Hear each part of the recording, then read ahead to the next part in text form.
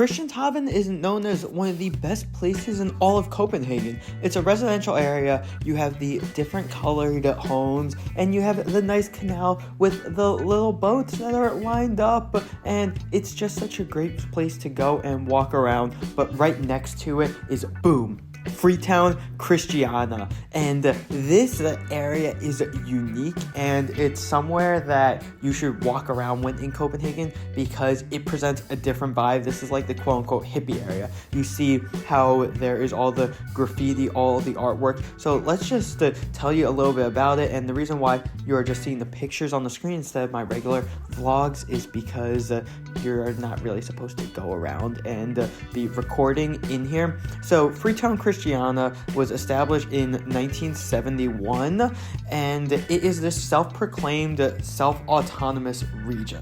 So they like to think of themselves as almost like their own country.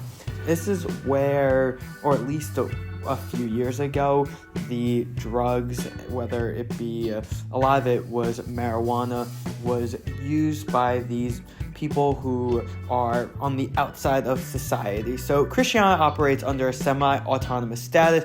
Residents manage their own laws and governance. Police do not come in this area, except sometimes they have raids. The community has a population of around 800 people, and they like to think of themselves as living creatively, sustainably, and bringing forth mural, street art, live music.